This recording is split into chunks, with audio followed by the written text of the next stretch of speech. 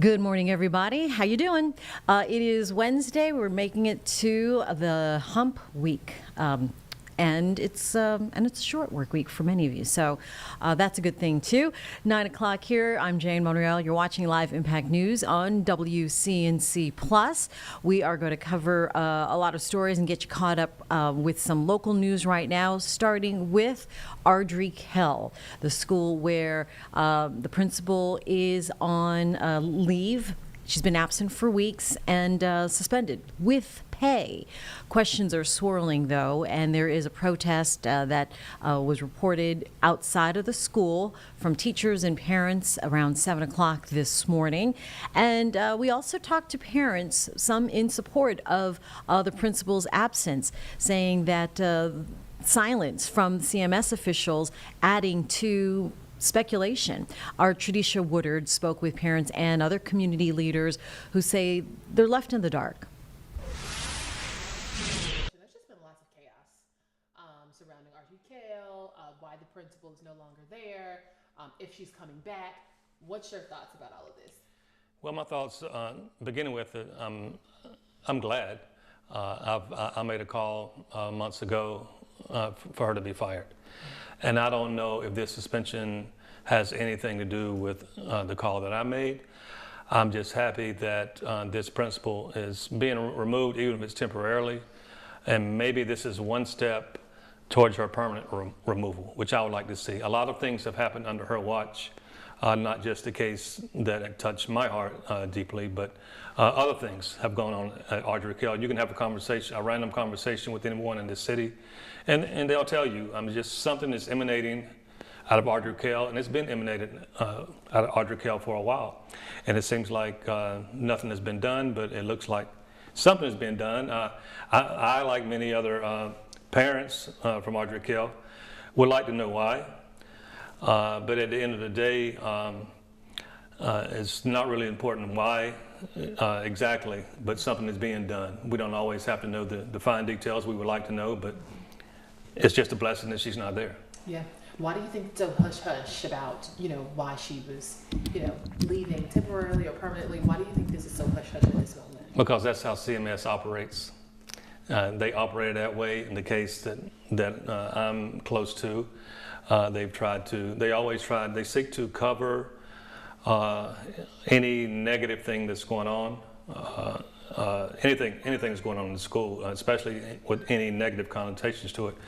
They try to either deny it or cover it some kind of way and be super secret and say all the right things when we know all the right things are not always being done. Today, it looks like some of the right things, there's an attempt, but this is just a paid suspension, so many people are looking at it like a vacation.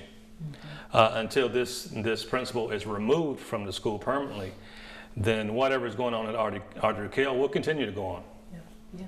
Have you reached out to CMS yourself trying to get some answers in regards to this incident? I haven't today. I've been very busy today. I attended a funeral earlier today, and I've just been kind of looking online at some of the comments and some of the news coming out, which it looks like majority of the people don't really have a bigger problem with her not being there. They just want to know why.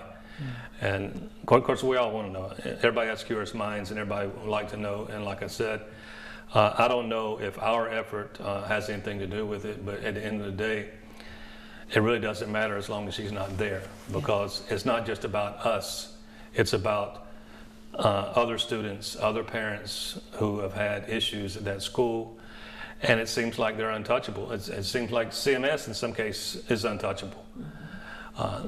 I'm sure you haven't got anything out of them, and even if I did call them today, they would not tell me anything except we go by procedures and policies. We do everything by the book, what we're supposed to do. All those kind of professional PR, words, but they're not going to tell you anything. Yeah. When you talked about being untouchable, specifically incidents that happened at the school, some of the school board leaders, and obviously the principal is not there at this moment. Do you think this is a good start? Do you think this is a good direction in holding people accountable? Obviously, we don't know what she's being held accountable for, right?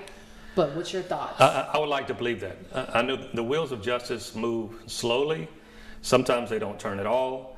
And when they start to turn, sometimes they turn slowly. And my hope is this is one turn, one process in the eventual permanent removal of her. That's what I can feel and what I can hope for. And for them to even do anything is progress. But until she's permanently removed from that school, it won't be true progress. Okay. And one of my last questions is, talk to me a little bit about the incident that's close to your heart that kind of stirred all of this, that encouraged you to make that phone call.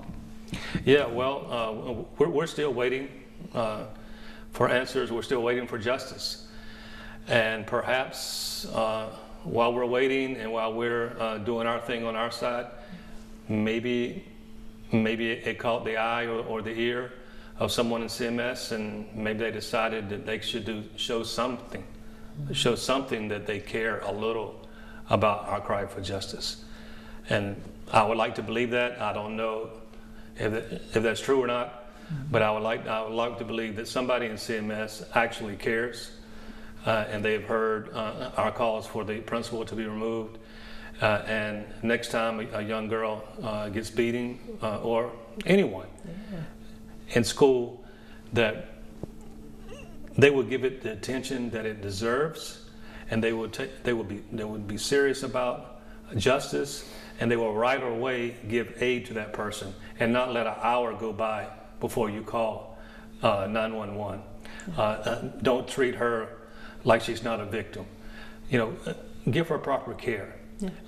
Truly go by proper procedure, and don't just get your PR people to say that we did the right thing when they know they did not. Yeah. Is there anything else you'd like to mention or say that maybe I didn't mention? No, I would just like to say perhaps today is one step forward in not only us getting some justice, but all the families and the students that have been at Audrey Kell getting justice, and perhaps next school year that they will have a better principal in place, because all of our students, whatever school you go to, you need the best. You don't need someone that will seek to cover any issues that you may have. And I know being a principal and being a teacher is hard work, but when you sign up for something, you need to give it your best. And those who are injured, those who are abused, those who are bullied, they need the attention, the justice they deserve, and you don't need to cover it up and act like it didn't happen. And that was our Tradisha Woodard talking to a parent supporting the principal of Ardreg Hell's absence. We also spoke to another parent who is actually in support of the principal. We want to let you hear this little soundbite that we have, and we caught up with this parent here just yesterday. Never once had a single issue, not one. She did such an amazing job of making sure that my children felt safe and secured and loved by her. Okay, and that was this morning, recorded just this morning. Again, a protest planned at 6:45 this morning in front of the school with parents and teachers. We're going to stay on this education vibe and get you caught up. If you heard President Trump, the administration, trying to end all federal funding with ties to Harvard, about $100 million. And so students, faculty, and alumni are pushing back through this protest. Alice Barr in Washington with the latest. At Harvard University, where students are preparing for graduation tomorrow, a focus on not just their futures, but the famed universities. We will not be repressed. Today, we can stand up and say no. Protests after the Trump administration directed federal agencies to review and cancel roughly $100 million worth of Harvard contracts, as President Trump seeks to cut all federal ties to the school. We give them billions of dollars, which is ridiculous. The administration accusing the university of liberal bias and not doing enough to fight anti-Semitism has already frozen billions in federal funds, launched investigations, and revoked Harvard's ability to enroll foreign students, though a federal judge temporarily blocked that move. The president also suggested shifting $3 billion in research grants to trade schools instead. Apprenticeships, electricians, plumbers, we need more of those in our country and less LGBTQ graduate majors from Harvard University. Harvard has refused to comply with demands to oversee its student admittance and faculty hiring processes, accusing the administration of retaliation for refusing to surrender academic independence. Why cut off research funding?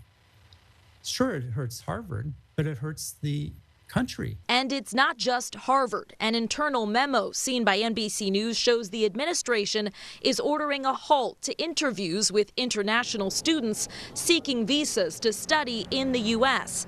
as the State Department moves to expand social media screening of applicants. In Washington, Alice Barr, NBC News. Back out here live now in the Live Impact studio on WCNC Plus. CMPD officer Justin Campbell was one of the officers injured in last year's deadly officer ambush at a house in East Charlotte. And he is our hometown hero. His willingness to serve, according to his fellow officers, is beyond the job and what's required. And that's why our Lisa Washington surprised him with a car.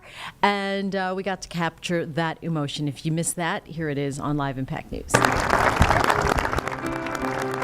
It can be overwhelming when you're the center of attention, even more so when it's unexpected, like receiving applause from your colleagues when you aren't sure why. That was the case for CMPD officer Justin Campbell when he learned he was our latest Hyundai hometown hero.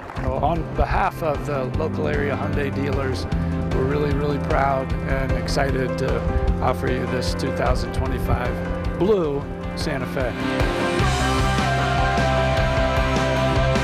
And I thought I came down here to sign paperwork. Y'all set me up. But he deserves this. CMPD Deputy Chief Jacqueline Hulsey says Officer Campbell, who's been with the department since 2023, is more than deserving of the honor, describing his heroic actions during last year's deadly officer ambush.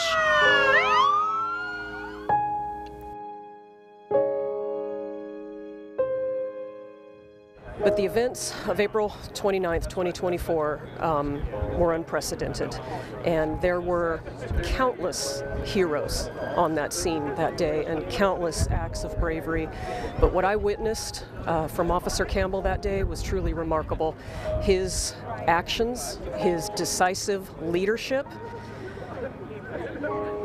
and just everything he did out there was pivotal. He took it upon himself to respond from a neighboring division, insert himself right into harm's way, and as a result, he sustained a serious injury.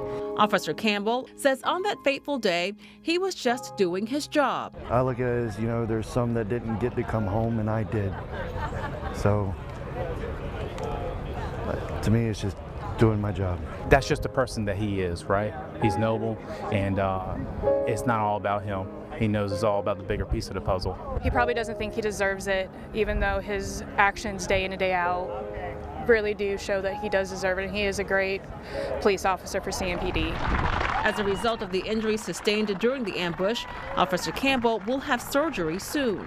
My thoughts right now, honestly, is just to get it over with, because now it's just going to be another year of healing and therapy. So, kind of like a bittersweet thing. But I know I don't really have much to worry about afterwards, because as you can see, I have plenty of people that will help me if I need it. My phone doesn't stop ringing, or people showing up to my door asking what they can do for me, and no is not an answer. So it's just great. This is crazy. This is insane. For his bravery, his service, and his dedication, CMPD Officer Justin Campbell is our Hyundai hometown hero. Lisa Washington, WCNC Charlotte. Oh, well deserved. Get the tissues out. That was very awesome. All right, let's switch gears right now and get you caught up with some news that is, let's just call it a bummer for a lot of businesses, because the CIAA, if you're not familiar with it, the Central Intercollegiate Athletic Association, that basketball tournament went to Baltimore, right? Correct. Years ago. Yeah. And so Charlotte trying to bid to have it come back for 27-29, and they announced that they are not. So our Miles Harris has actually been following this since, for months now, and he joined Nick Sturdivant yesterday here on WCNC Plus to get you caught up here, talk about it, break it down. I mean, this is generating millions of dollars for the Queen City, so we're not going to get that. All right, so here it is from yesterday on WCNC Plus. I want to shift gears. Let's talk a little basketball. So we got the news yesterday. Yeah, yesterday. This is what happens when you come off a holiday. Yeah. It's just I keep wanting to say Monday, but it's not Monday. It's Tuesday. So we learned that Charlotte will not host CIAA basketball tournaments, and that is for 2027 through 2029. The reason, scheduling conflicts as a key factor for the rejection. But this has been a talker for a long time, CIAA tournament. We were actually talking about this. It's been a conversation since we lost it. Yeah. And look, the CIAA tournament is, at least in Charlotte, was a staple. Mm-hmm. It was something that, when I was in high school, growing up about an hour and a half away from Charlotte, we talked about, like, are you going to go? Your mom, is your dad going to let you go to? And so that was always, even in college. I had friends in college who went from South Carolina. I mean, it was an hour and a half drive. So it was a real possibility when you were in college, because you had no sort of parental restrictions. Right. It came synonymous with the parties, right? Yep. There was a lot of attention on the party scene. And there are other people out there that focused on. It's a social event. It was a social event, and so it moved to Baltimore, and it's been there in Baltimore. When I was working in Raleigh, our sports director would drive up to Baltimore to cover the CIAA tournament. Mm-hmm. And from what he told me, it was a great experience. Mm-hmm. Baltimore did the tournament well, and it looks like the tournament trusts Baltimore, the city, mm-hmm. with the future of the tournament. And so we want to bring in a guy who's been covering this story every step of the way. That's WCNC Charlotte's Miles Harris. I was waiting for you. Tag me in, man. Tag me in. Wait, tag me in. I'm ready to go. No, I'm kidding. No, I felt like I was taking a lot away from what you were going to tell us. But I'm just trying to give some sort of personal experience, some backstory to CIAA not choosing Charlotte. The big question, I mean, because I remember, I think the last time we had you in here, and we were optimistic. Yes, and from hearing from some of the city council members, James Mitchell in particular, very, very confident in trying to get this tournament back. And so even we had talked, in whether it was on the stream or even like at the desk, like just kind of learning more about the impacts of this. And it's so much more than just basketball. So it is a little bit of a blow that Charlotte's not hosting this tournament again. But now I guess we're kind of trying to figure out what the next steps are. And so I know that you had hinted at it and mentioned it, figuring out the reasons on why Charlotte's not hosting this tournament. And there are a bunch of factors. We heard from the CRVA.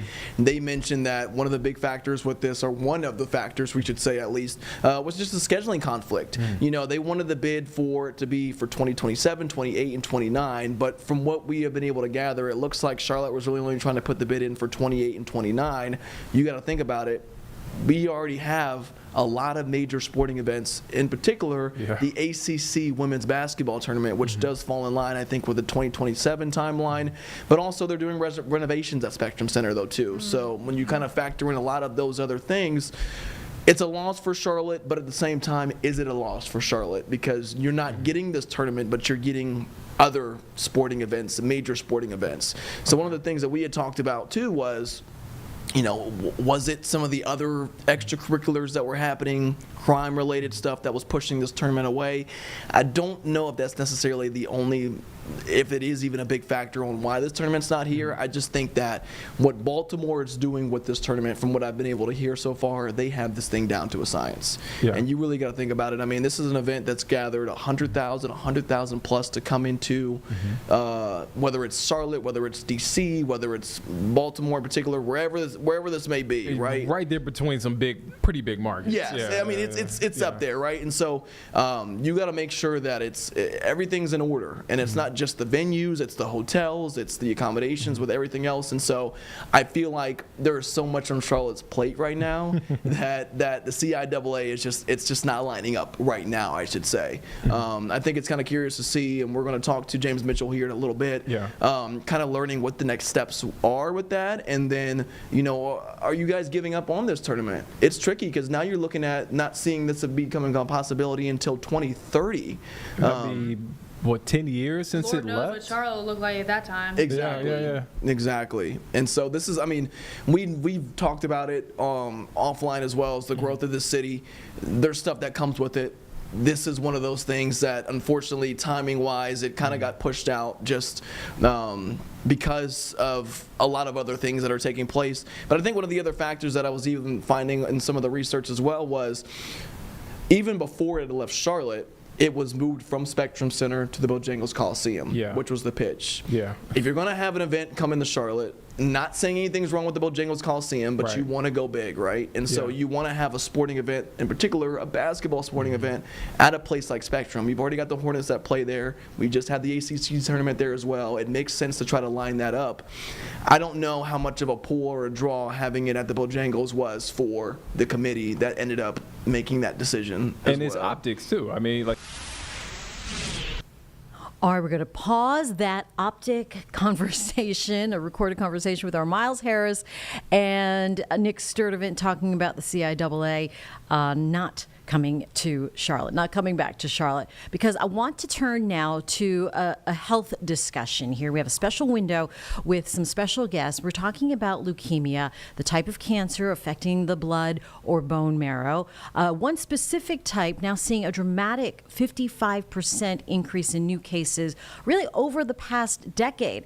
And what makes this particularly challenging is that some of patients with what's called CML may have difficulty finding a treatment. So this morning we are joined live here by Dr. James Dugan. He is an oncology specialist at Novant Health Cancer Institute in Winston-Salem. We also have Jen, who is a patient diagnosed with CML back in 2014. Good morning, guys. Thank you for joining us this morning. Good morning. Good morning, Jane. Thank you very much. Yeah, absolutely. Great to have you for this important discussion. Let me start with you, Doctor. What is CML? What is this type of leukemia, and how does it differ from other types? Yeah, let me give you a little bit of background. So chronic myeloid leukemia is a type of blood cancer, but more specifically, it's a disease of the white blood cells, part of your immune system. And these white blood cells have a very specific mutation in them called the Philadelphia chromosome, specific to this disease and really is manifest in CML. And because of this mutation, the disease is susceptible to a group of drugs called the tyrosine kinase inhibitors, or TKIs. And really that's what we're here to talk to you about today is through our partnership with Novartis, we're looking to increase people's awareness and education about CML and its treatments. You said that, or what I read was it's increased by 55% cases of this specific type. What is factoring into that? Well, I think it's awareness of the disease, and also people are living with this longer. This disease is chronic, and the medicines that people will have to take, these TKIs, can be with them lifelong, so they'll be on them for years. A majority of patients will not reach their initial treatment milestone, so it's very important that we have these options in order for physicians to switch. If a patient is not tolerating it for one reason or another, about 14% of patients will need to change their TKIs due to other side effects, and really that's the need for various treatment options. Jen was diagnosed back in 2014. Jen, take us back to that diagnosis and what that moment was like for you. It was very scary. Leukemia had such a scary sound to it, and it was pretty frightening. But then I started taking the treatment, and for 8.5 years, I tried 3 different TKIs, and I had very strong side effects, and I was miserable. I was a cancer patient, and I couldn't work anymore. I couldn't do what I needed to do for my family, and people had to take care of me, and it was just very humbling and rough. But then I started Scemblix, and I'm not only working again, I'm actually able to take care of my family and really be the person I want to be, because this particular treatment has less side effects for me than it does than all the other treatments I've tried. And that process of finding a proper treatment, it sounds like, that trial and error can be challenging for any little thing that we do in life. But what challenges did you encounter? Some of the challenges I encountered was I didn't advocate for myself. I had all of these symptoms that I was really concerned about. I brought them up to my doctor, but he sort of blew them off and just kind of said, no, this is the treatment we're going to go with. So unfortunately, and it wasn't until my heart was damaged, my lungs were damaged by my treatments, that I began to advocate for myself. And now I have a doctor who works with me instead of just telling me what to do. And that, changes everything, I think. Thanks, Jen. Doctor, what factors then do patients consider or doctors consider when selecting a treatment for CML? Well, given the fact that we have a variety of options, Scemblix is just one of many. This drug is also known as asciminib, and it is approved for both newly diagnosed and previously treated patients with Ph-positive CML in chronic phase, which is the most common type of presentation for this disease. This particular drug has been found to have an improved efficacy at 48 weeks in recent clinical trials, and this efficacy is manifest in deeper treatment responses, right? As I mentioned, patients will have to stay on this potentially lifelong.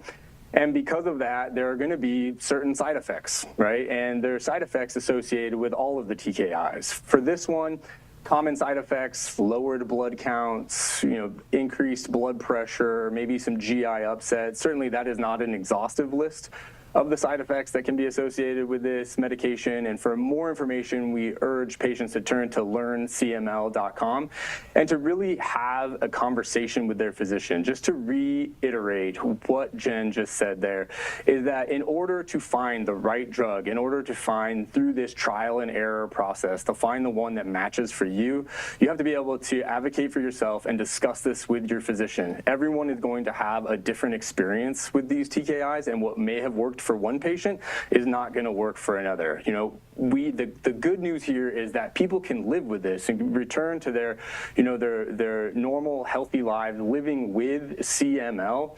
And because of that, we should also focus on honoring their quality of life, right? We can do both things, find efficacious therapy and help people live with this better. All right. Well said there. Dr. Dugan and Jen, thank you for joining us this morning. Definitely lending some insight on what this is and what people can do, and a testament to how you can have a good quality of life, even 10 years beyond your diagnosis. Thanks, guys. Thank you. We really appreciate you. Thank you, Jane. All right, absolutely. Have a great morning. Back out here now in the Live Impact studio on WCNC Plus, coming up on 9:30, and this is what we do here on Live Impact News. We get you caught up with the news of the day, what's happening around Charlotte, statewide, regionally, and around the nation. We're going to get you caught up with some weather as well, because that rain is, it's not gone completely. It's not completely gorgeous, but we should find It's annoying. It's annoying. That's one way I put it. I'm like, it's Yes. not like severe. Love it's the not, real. but it's annoying. It is. It's annoying. And you just don't want to, you don't have that pep in your step. No. So hopefully we're going to have some sunshine coming in soon. We're going to check in with Majestic later, Yes. in a few short minutes. In the meantime, we're just hanging out here. We also bring you special guests, live interviews, things that are topical and that are important to you and your life and your family's life. So we're going to keep it going here. What do we have? Are we going back to the CIAA or? We can go to the airport workers and then bring back CIAA. Okay, airport workers, yes. So at City Council last night, airport workers showed up. They are bringing up letters of things and issues that face them at CLT, at Charlotte Douglas Airport, and disappointed after the turnout or lack of turnout and response that they got. We did interview some airport workers yesterday. This is what they had to say. What are y'all doing here today? We're basically here to have City Council do something and just step up and let our voices be heard, because we have a high turnover rate that's so high that I basically have to push 2 passengers each day just to make ends meet. And when you say push 2 passengers, what do you mean by that? Like double pushing. Basically deplaning the passengers off the plane, introducing myself, and then just basically double pushing, like grabbing both of them at the same time and then getting them from gate to gate. And these are people in wheelchairs, correct? Yes. Okay. And what does that do to, obviously you can't give your full attention to one person. How does that impact your ability to do your job? It's very stressful. It's back-breaking. We are so short-staffed that we have to basically double push every single day. I work in FIS. For those who don't know who FIS is, it's international flights. And basically what I have to do is I would have to go and double push the passengers on the carpet day by day. Now, I know we were here a couple weeks ago when we spoke, and there was a big turnout. Obviously, it was a lot sunnier than it is now, but even one of the council members showed up to support. Today, they're not here. And I know they were given a warning that you guys would be here trying to do this. How does that make you feel that they didn't show up? Well, it makes me feel like a little bit worried as to where, like, maybe our voices were not heard well enough. So that's why we're here today, to make sure that our voices get heard. Because we have many people, not such as myself, but many of my co-workers, we're homeless. We're living with our parents. We're living in our cars. So we need City Council to step up and do something about this, because it's getting ridiculous that even our pay is low. We're basically working for $12.50 an hour plus tips. What are some things you want to see come from tonight? Of course, we want this case ordinance to get passed, but what kind of reaction do you want to see from City Council to show that they're taking this seriously? City Council, we're begging you to step up and do something about this. We can't do this without you. As one of my favorite scenes would say, if you want to make the world a better place, take a look at yourself and make that change. Anything I haven't asked about that you want people to know? No. When you say do something, what is do something? What is there for them to do? We're basically asking them to hold a City Council meeting so that we don't have to live in our cars, we don't have to live with our family, and we don't have to be homeless. And in that city council meeting, what is the do something? What's in the case ordinance? Yeah. That What do guys you want pass? them to do? We basically want them to step up, let our voices be heard. Step up that in way, what kind of way? like see us as if they were in our shoes. And when they see them in your shoes, what do you want city council to do to help you? What is, outside of looking at you as a person, and what is it that you are asking city council to do? We're basically asking for higher pay rates, make sure the high turnover rate gets lower than what it is now. See. So what exactly do you want to see city council do? What's in this case ordinance? The case ordinance is just to make it so that we be able to, give us more pay, and so we be able to take care of our families and take care of our responsibilities. And that really impacts the high turnover rate. Hopefully that would help us too. Right? Oh yes, ma'am. Yes, ma'am. That would most definitely take the turnover rate down. So where when they take it down, it would make the airport more safer because you have more people there that know the job, that's been there a couple of years, to where every week you're hiring new people to come in. They may not necessarily know how to do the job to the expected level that they expect us to. So in these letters, are these stories about what it's like? What's in there? Oh, it's stories. It's just life. It's real life stories that people are just struggling with, everyday type situations. Just trying to make ends meet, trying to take care of their families, trying to pay their bills and put food on their table. And I know you guys told City Council you were going to be here, hoping to actually hand deliver these. Yes, ma'am. How does that make you feel that they're not here? It kind of makes you feel as though they may not necessarily understand our struggle. They may not understand what we're going through, or they may need a better understanding of what we're trying to do here. We're not asking for anything crazy, anything over the top. It's just everyday, basic, day-to-day stuff that we need to get through our life. There's a lot going on in City Council right now, of course, and there are concerns from other people I've talked to that, they're letting other issues like this fall through the cracks because there's other stuff going on. What would you say to City Council to say, hey, we need this attention right now? I would say, just listen to what we're coming at you with. Think about it, and really, it's nothing that's over the top. It's just stuff that we feel as though will make it better. And I would really just say, just look at some of those letters, and if you just really read some of them, you could tell that people are really out here struggling to make ends meet, living in their cars. It's bad. It's bad.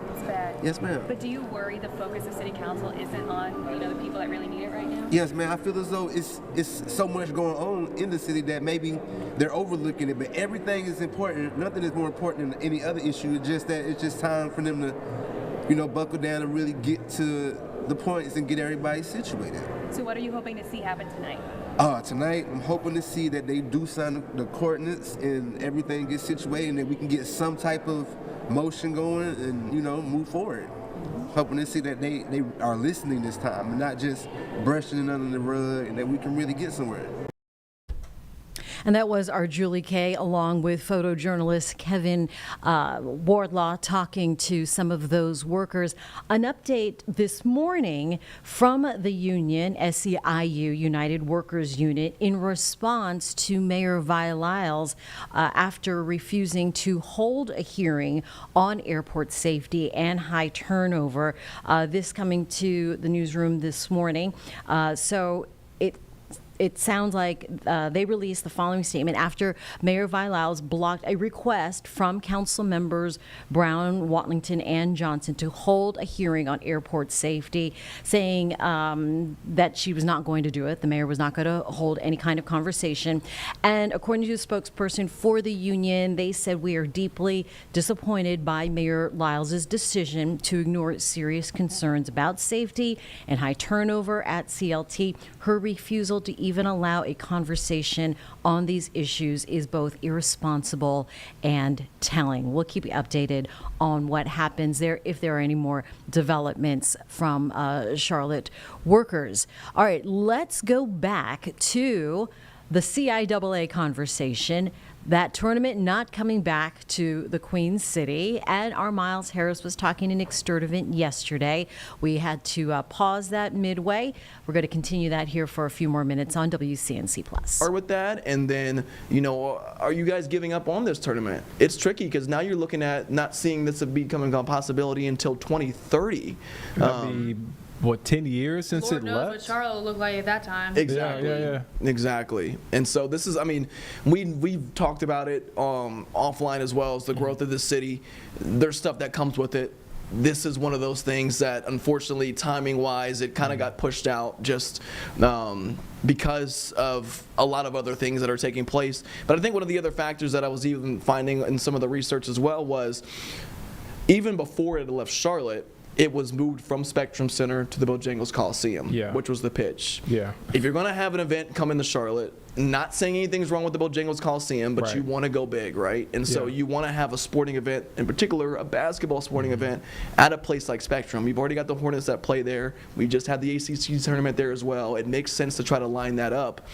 I don't know how much of a pull or a draw having it at the Bojangles was for the committee that ended up making that decision as And it's well. optics, too. I mean, like you said, you have the ACC tournament there, and then you move CIAA to Bojangles, optics-wise, right? Right, You know, so exactly. And so it's just kind of curious because, I mean, we just talked about it, though, too. We had something similar with the BCIC tournament that was here. What did city council or from officials, what did they learn from that tournament to tailor in similar events like the CIAA? Obviously, every sporting event, not saying that the ACC tournament, I'm just going to make that clear, we're not trying to make it seem like it's not a big tournament in comparison or bigger than the CIAA. CIAA brings in other things with it. We just talked about it, the parties, the atmosphere, everything. What is it going to take for Charlotte to bring a tournament like that back? Is the question, and that's what we're trying to get answered today. So I'm going to let you go because I know you have an interview, but I have one, I guess, thing for us to leave this off on. What is Charlotte? Like, it's a conversation that we had in our morning meeting. What is Charlotte? Is Charlotte a college basketball city? Is Charlotte an NFL town? Is Charlotte pro basketball? Is Charlotte tennis? What is identity? What is the identity? I mean, because I say we as a city because we live in the city.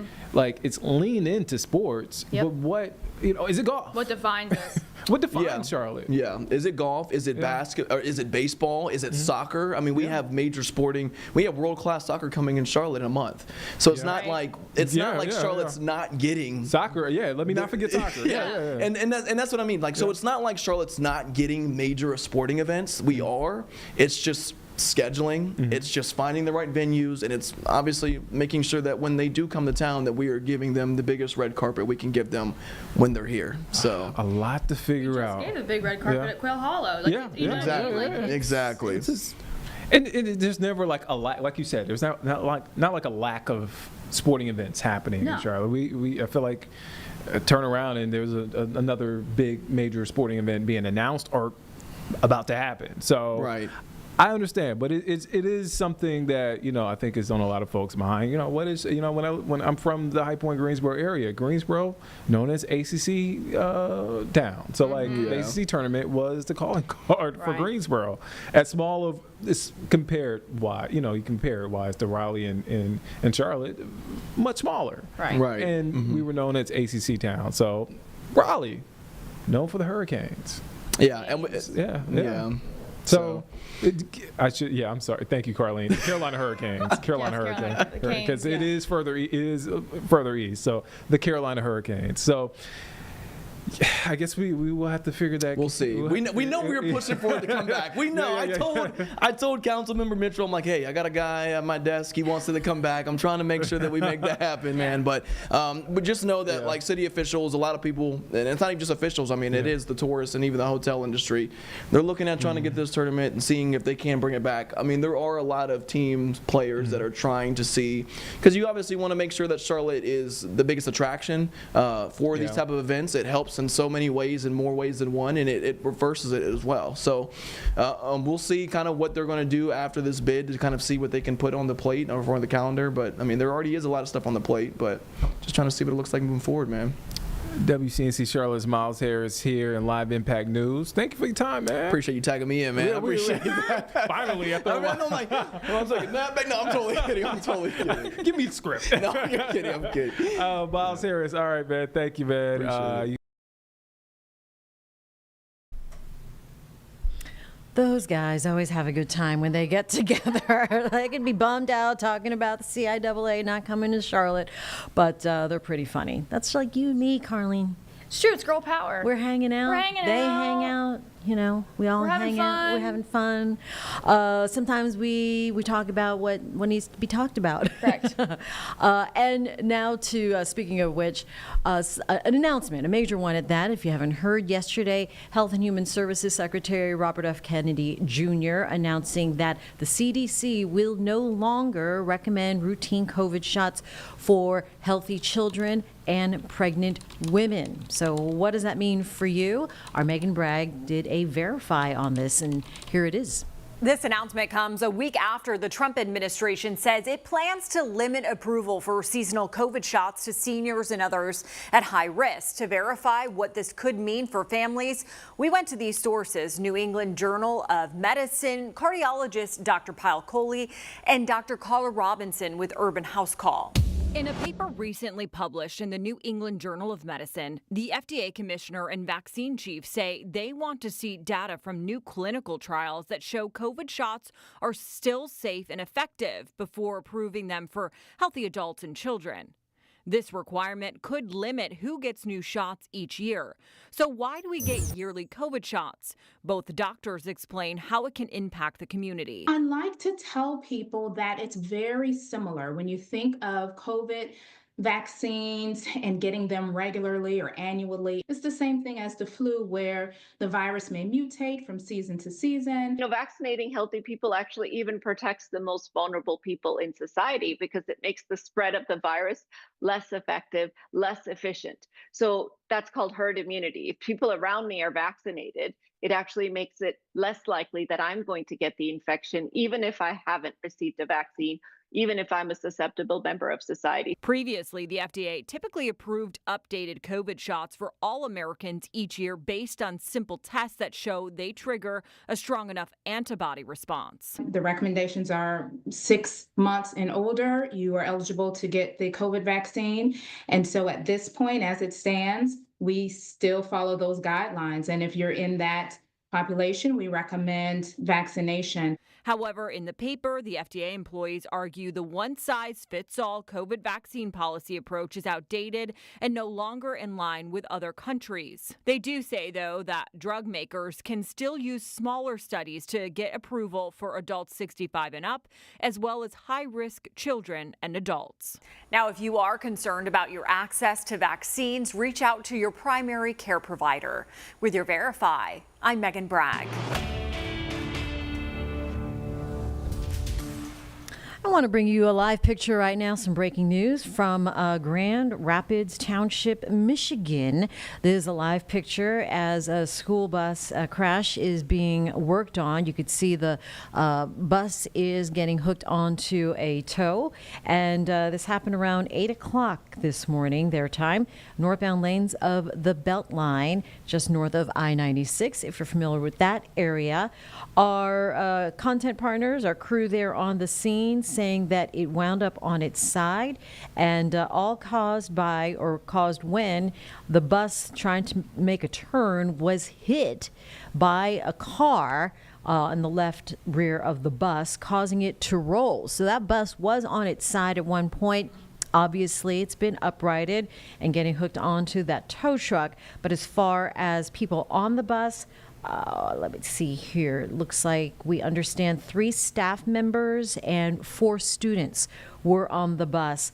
At least one person on the bus, not a student. It was the driver of the bus that lost consciousness at one point. One of the staff members on the bus,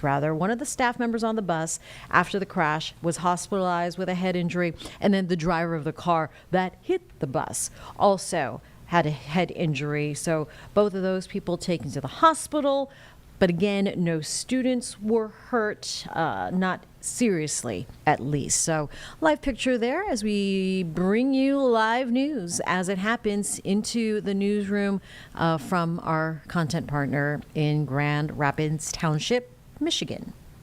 All right, I'll bring you here back to the Live Impact studio about 9:50 right now, and We talked about a rare form of leukemia with a doctor from Novant in Winston-Salem.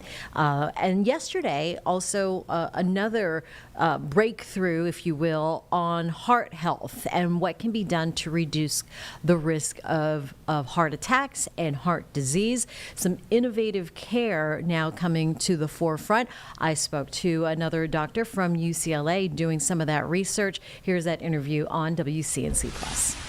With heart disease remaining the leading cause of death in the U.S., affecting millions of people over the age of 55. But right now, groundbreaking research could change how millions of Americans approach heart disease prevention. So joining us this morning is Dr. Matthew Budof, a cardiologist and professor of medicine at David Geffen School of Medicine at UCLA. Thanks for joining me this morning, Doctor. How are you?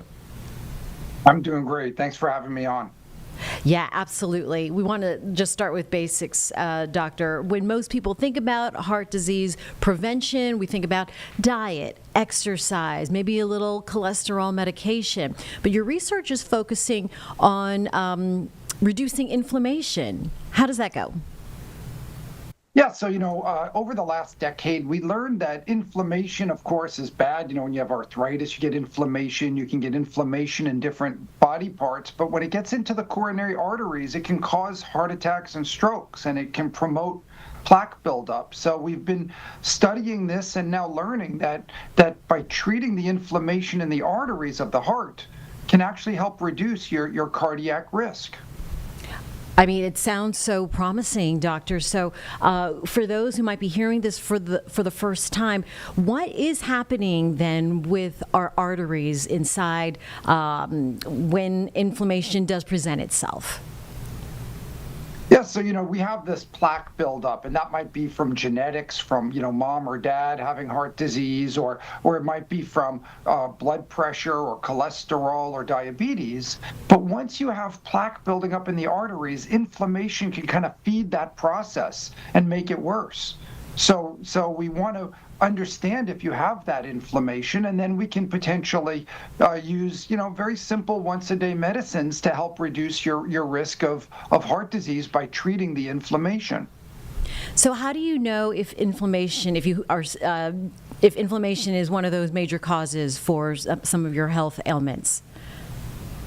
Yeah, so you really have to get a blood test. It's very simple. It can be done at the same time that you go for your cholesterol check or your blood pressure medicine check or your hemoglobin A1C if you're checking your diabetes.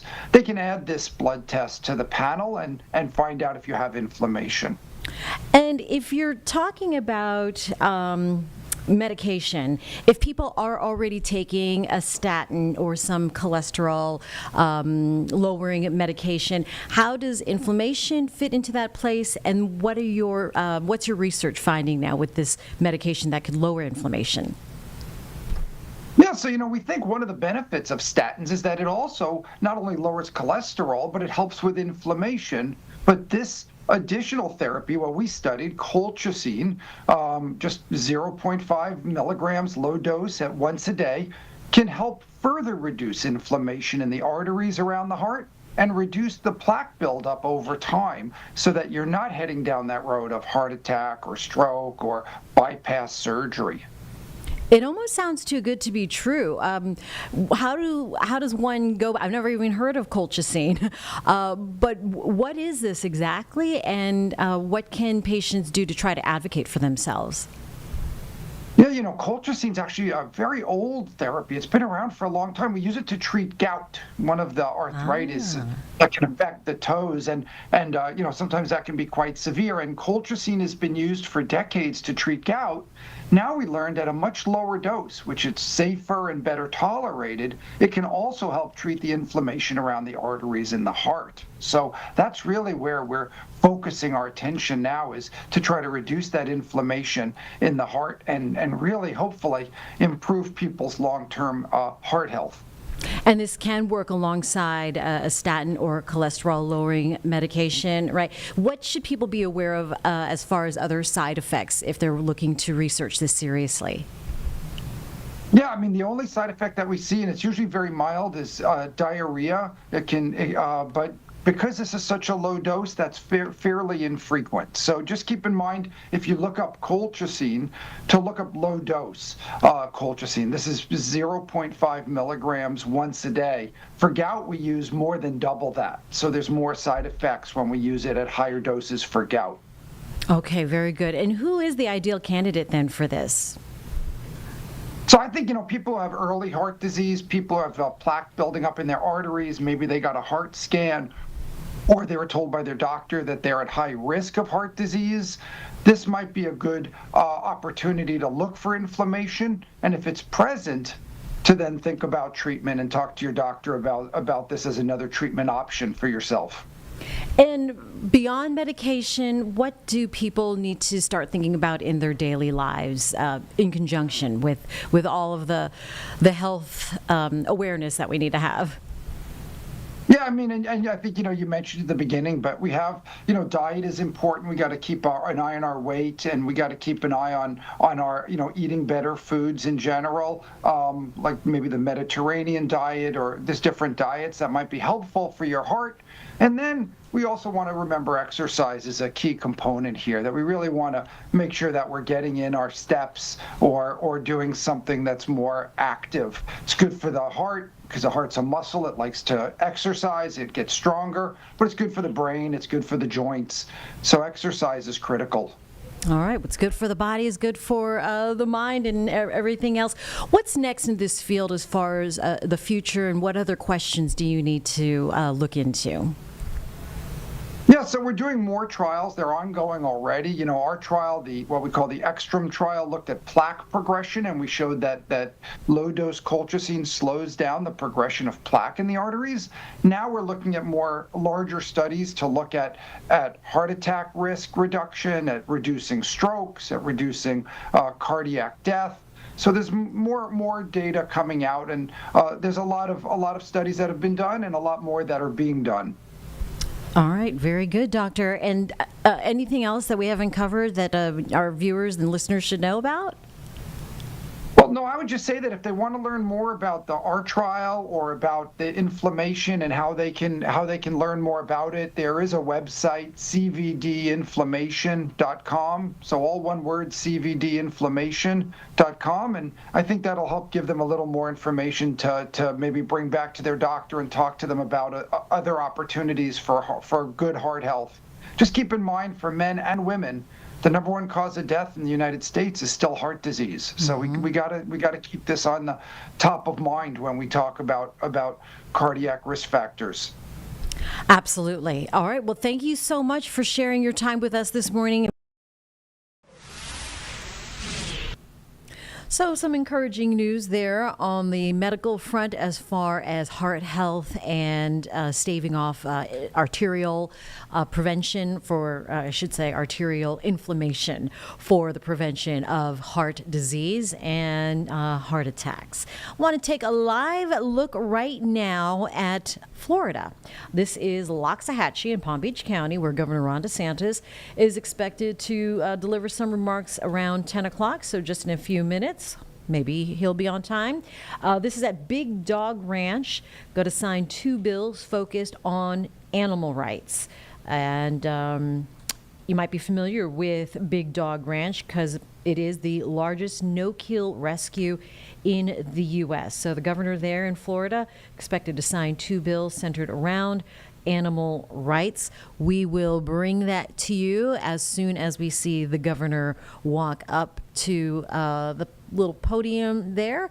But in the meantime, we're going to take a look right now at yesterday's conversation with Secretary of Defense Hegseth. If you join us here on WCNC Plus, we saw some live pictures with Polish leaders arriving at the Pentagon. The Secretary also met with them in a conference room, and this is their conversation. Well, Mr. Deputy Prime Minister, it is great to see you again. Our first overseas trip as Secretary of Defense was to Poland. Had the opportunity to have dinner at the palace with you and your wonderful wife, Paulina. Give her my best.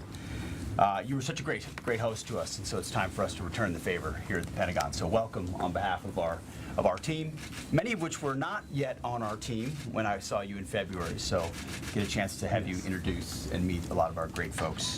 The relationship between the United States and Poland is rock solid. Both countries demonstrate peace through strength. President Trump also sends his regards and appreciation for all Polish leadership and the Polish people do.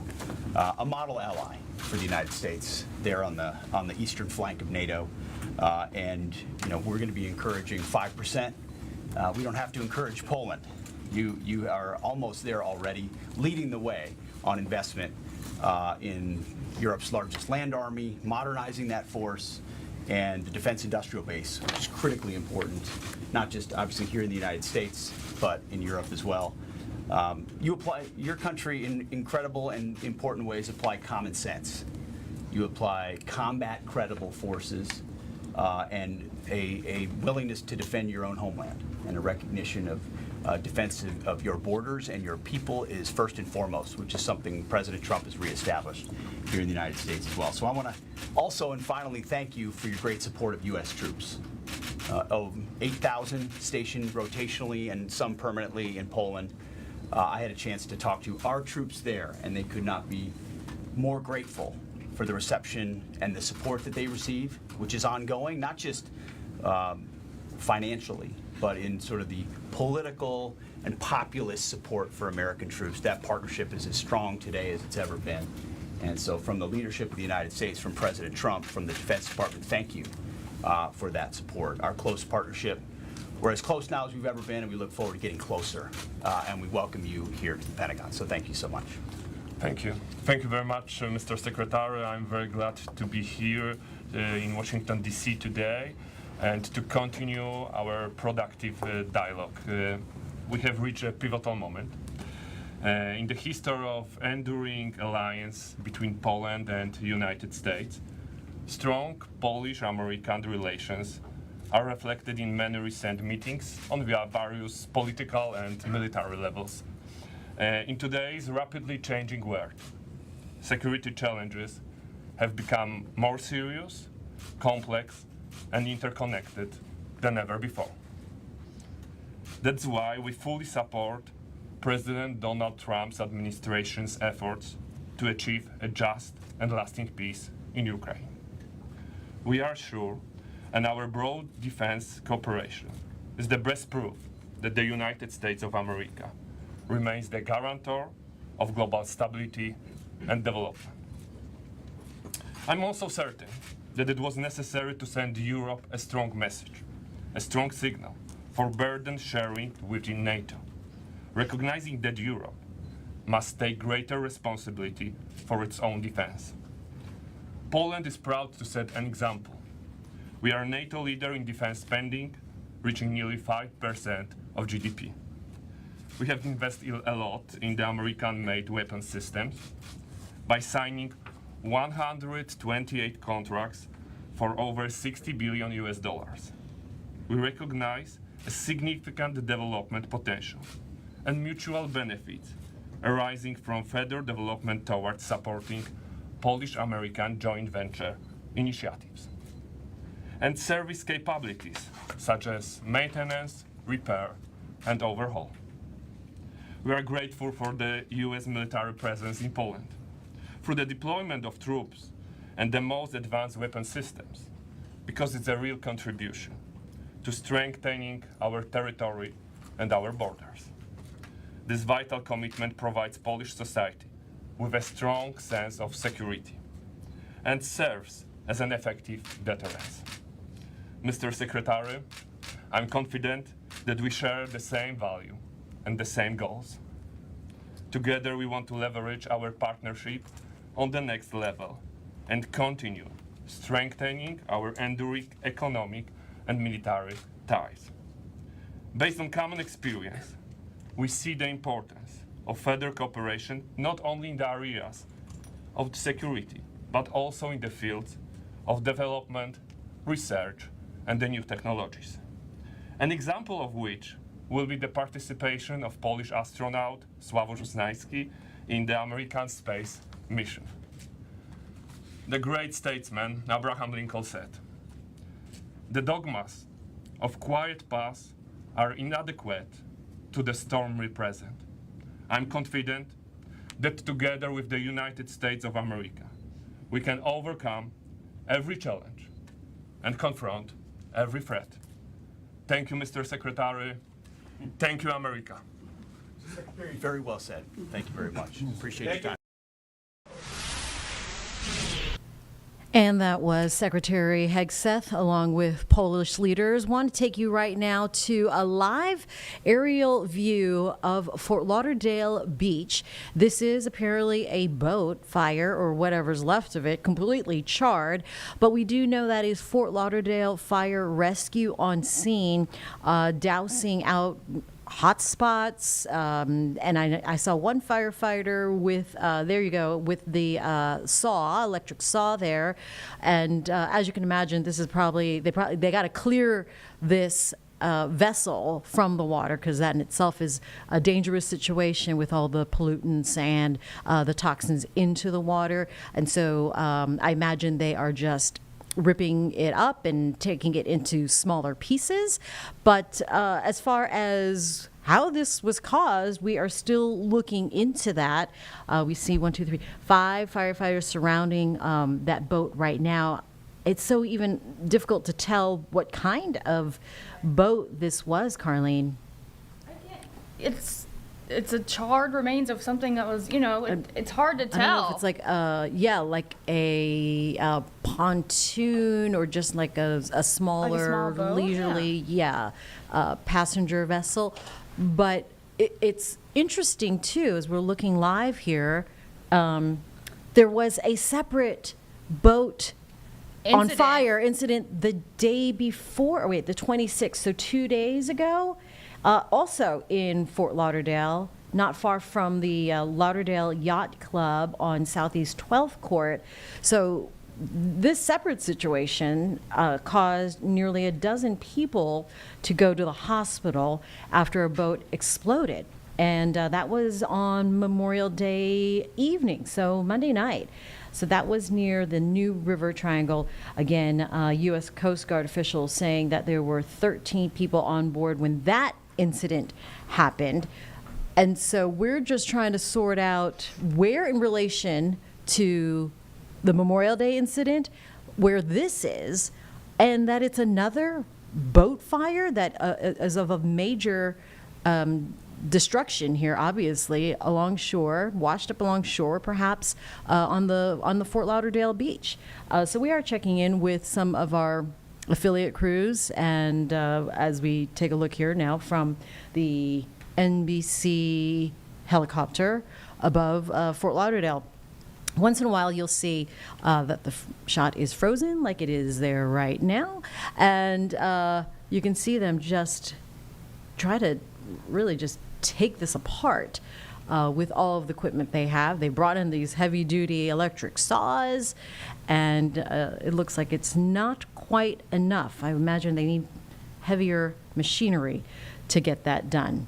All right, so we'll continue to monitor things there in Fort Lauderdale. The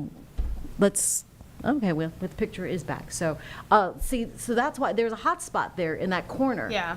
Oh, as soon as we got that tighter shot, and the one firefighter just sort of brooming some debris away, you could see the flames from the rear of the vessel there. Now it is quite visible. So that's why we saw, if they zoomed out here, the fire rescue boat dousing water from the fireboat, rather. Fireboat. A truck on the water. Or fire crews on water. Like, look at it though. The fire is like, it's like reigniting. Like, what is? I mean, and that's fuel, right? the fuel. Who knows how much is left in there? But you think that it's completely done and destroyed, and that's why firefighters, once they see the most visible signs of a fire, they seem to be out, and you see that white smoke. That's all encouraging. they continue to spray water on that because you could see smoke from there. Okay, so this is, as I am from Broward County, I am from Fort Lauderdale, the suburbs though. You would think I know this area, but it is not Las Olas, so, but you can see a lot of shoreline, a lot of beach there in front of those condos and homes. So there's a lot of real estate, rather, I should say, if they wanted to bring a fire truck. So I'm not quite sure how the approach to fighting a fire like that is. It has to be done from the water. That's why they have Fort Lauderdale Fire Rescue boats. Right. And but there was a quick glimpse there when the camera pulled out, and that boat was kind of a ways away from the charred boat. But interesting, as it's, so the intercoast or the intracoast there in the foreground, in the background, and then you have these condos, private developments, tennis courts, pickleball courts, pools, obviously, all of that sand and beachfront, and then you have the boat just washed up along the shore. Yeah. So taking a look there, that is a live picture right now of Fort Lauderdale. It looks like it's a nice day. Probably very humid. Okay, so let's get back. There we go. Now the Fort Lauderdale Fire Rescue boat is back close in proximity to the charred boat, and you can see them hosing down the that destroyed vessel. I have to imagine this is going to be a pain for like tourists. Yeah. You can't be anywhere near that water. No, like, you don't want to be near fuel, that. all that stuff. Exactly. It's like, that closes down a good chunk of the beach and You're so right. prime So right. real estate right there. Yeah. And so they got to get rid of that. They got to test the water. You'll probably have to close that off. The firefighters now standing back. Is that a pontoon? Like, I'm really, I Right? don't know. It kind of looked like a pontoon or some sort of touristy boat, like a passenger, like a flatboat with several benches there. But what a sight to behold on 10 o'clock in the morning. 10 o'clock in the morning. You know? On a Wednesday. On a Wednesday. Fort Lauderdale Fire Rescue getting the call. You know, boat fires and things of that nature, I would assume more rare than structure fires. Yes. And, but it is important. When you have water, you do have a designated water crew. Correct. And those teams that approach things like this. So we are still trying to get more information, though, from our NBC affiliate there. You saw on the helicopter, the base of the helicopter, NBC 6 in Fort Lauderdale, Miami. And I'm not quite sure, let's see, I'm looking at some information here now. Some of their top stories. I haven't, yeah. Oh no, I'm looking, that's separate crash. So, well, Florida busy right now. Busy. South Florida busy with the governor in Palm Beach County. This is now Broward County. And the boat finishing up the dousing of, from there, we don't see the water line now. But there is a little bit of smoke there from the edge of the boat, midway, close to the water. See if the firefighters go back. If this is a back and forth team effort, you know, you get some of the fire crews on the boat, and then you get the ones on land coming back to the vessel there. A few spectators now you can see in that wider shot. And now the boat is back at it. Yeah. So perhaps they use the water from the beach to refill and then get back at it. I mean, they gotta tow this thing out. Like, this is gonna be a whole to-do. This is going to be a whole thing. It's interesting to watch these as they happen live, you know. Hopefully everybody is safe. When we first saw the shot, we never saw, like, we really didn't see flames. We saw We the just- boat, like, we it just- stayed- that's right. It was charred to bits when We're- we first yeah, saw we it. So we never you saw it, and then where is that? What's happening here? And then once the aerial picture widened a little bit, we saw Fort Lauderdale on the rescue boat. So that just giving us the slightest clue here this morning on what is happening. Fire rescue not posting just yet on the efforts there. But again, this is a separate incident, and to deal with another boat fire just 2 days after an explosion nearby, that is unfortunate for that area and for fire crews and rescue crews. But looks like, I mean, they're not panicking. There's no chaos. It seems like the situation's under control. It's now. Exactly. Now we got a hunk of boat on the beach. You gotta get rid of it. Right.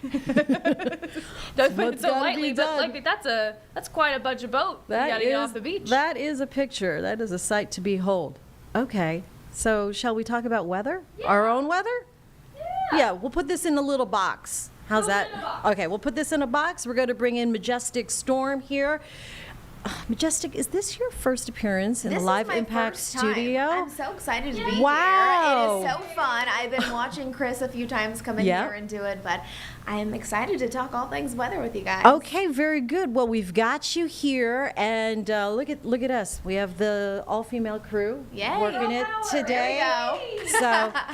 Majestic, I remember running into Majestic in the restroom not too long ago, and she said she was excited to come into the Live Impact studio because it's more cash. It's more relaxed. Yeah, having a conversation. We're just having a convo. Yes. Yeah. It's a lot better, you know. Sometimes when you're on TV, the producers are like, "All right, rap, right, get to it, rap, toss," you know. And not it's here. kind of like, No. all right, what we are have we nothing talking but about? time. We have nothing but time. Nothing but time. No commercials. So we're bringing it to you raw, unfiltered, and real. For Just better, how we like it. For better or for worse. Okay. Well, you know, heading from our Memorial Day weekend, it was definitely rainy and much cooler than, you know, I know a lot of people would like to have it, that's for sure. And we're still heading into the next few days that are actually going to be quite active. This morning we did have those rain showers and still seeing them out there. There's a live look of what's going on. So Anson County, you can hardly even see anything. It's kind of a mix of those rain showers, brief heavy downpours, some fog that has developed as well. Lake Norman, you can see it there. I want to show you radar. This is a little bit of a later loop, but it's still indicating that there is rain around the area, and it's tracking west to east. So it's going to be out of our area, I'd say around noon, 1 o'clock. But if you're, you know, west of I-77, a lot of your area, it's already dry. It's just one of those days where it's gloomy, it's a little overcast. You might find it hard to get some motivation to go do what you need to do today. But as far as those temperatures go, today's actually going to be warmer than yesterday. We only topped off at 61 degrees yesterday. Today's high will be 76. So looking forward to that. I want to show you the next 10 days though, because yes, we will start to see those spikes in our temperatures, which will be nice, but the precipitation, I know many of you are thinking, all right, so when are we going to be done with this rainy weather pattern? You want the sunshine. And here's the deal. The rain showers today aren't completely done. I think most of the afternoon is actually going to be dry, and then some spotty showers and storms still possible to develop later on tonight. Thursday, you can still see some opportunity for some wet weather, but Friday is going to be the next day where we could see more of that widespread and at times even heavy rain, and still watching for the possibility of some thunderstorm activity. And then once we head into the weekend, you guys, we have a few more days of active weather this weekend. Good timing. It's all going to be nice, beautiful, sunny conditions. Sunday's the first day of June, and it seems like most of our weather pattern and really most of the central and eastern half of the country will see above average temperatures. So let's continue to talk about kind of the timing of what we're looking at over the next day or so. So this is going to be on today, this afternoon, about 1 o'clock. Most of those showers and storms are to the east of us. All of that white is still indicating probably overcast conditions. But notice as we progress throughout the day, there could be a little bit of clearing. I'm hopeful for this, that we could see some peaks of sunshine into the afternoon. So if you have anything you want to do later on in the day, don't plan for rainy conditions all throughout the day. Notice though, here's 9 o'clock tonight though. A few more isolated storms could pop up. Really the key word with that is isolated. So not widespread, not everyone will see this, but the ingredients could be there. So within those pockets, whenever you see red pop up on our futurecast, that's just indicating heavy downpours, some gusty winds. We don't have any concerns when it comes to severe weather though. So moving forward, as we're still looking at our futurecast, I want to then talk about really as we're heading into Friday. I want to just get to Friday because that's going to be the day that could be become a weather alert day. Right now it's not. It's more of a weather alert window. And that window will start at 1 o'clock in the afternoon and it goes until 5 o'clock at night. So we're going to be watching this line of rain and thunderstorms. Notice as it moves through the mountains, it becomes a little bit more disorganized, which is what we like to see, because when it's organized, usually the storms, they're stronger. They oftentimes do produce some strong to severe thunderstorms, but notice it becomes more disorganized. I think this will be, yes, rain, even heavy at times for our Friday afternoon. And then as we move through our Friday evening, a lot of it will actually just start to taper off. And I think it's going to be just fine once we get through that. So Friday is going to be kind of our next day, again, from about 1 o'clock in the afternoon to 5 o'clock in the evening, that we'll be monitoring radar to see if those storms do have the ability to quickly turn strong to severe. So it's kind of one of those forecasts where you got to stay close to the weather team as we continue to learn a little bit more with that. But again, once we're heading into the weekend, I know I'm looking forward to it. It's going to be so nice, sunny, and temperatures in the 80s. So an above average temperature trend as we're heading into June. All right. Well, why are you looking forward to the weekend besides it being the weekend? So I'm new to the area, so I have been doing so much exploring. I am the type of person where I want to see this, and especially since I do traffic too, I like to go out and see what roads I'm actually talking about. Exactly. Go up to the lake, or go, south of Charlotte, or wherever the wind blows me. I like to just go. But it's so dreary the last few days. I'm from Washington State. I'm like, this is like Seattle weather. What in the world is going on you left here? that for For sunnier skies. For sunnier skies. We're going to get back to it, though, by the weekend. Yes, and, this weekend will be nice. And that is a very good approach. That's what I would do when I come to a new city, is start driving the streets. Yes. And just drive. Just get lost. Know your counties. Know the viewing And area. there's always festivals, farmers markets, Yes, all the absolutely. things. It's that time of year where it's just buzzing. constantly. It's gonna be Have you been to Charlotte Farmers Market yet? No, that's on my calendar great. though. Oh yeah, It's great. Very Hopefully good. Tomato Saturday. season. I'm gonna get some Tomatoes, tomato asparagus, sandwiches. peaches. Yep. Oh, sounds good. All right, Majestic Storm. Thank you guys. In the Live Impact studio. Thank you so much for that weather. Nothing crazy, so we will just, grin and bear it. Grin and bear it. That's what we do for the next few days. All right, I want to bring you back out now to Fort Lauderdale. This is a boat that caught fire, and it's hardly recognizable as any kind of water vessel, but it is.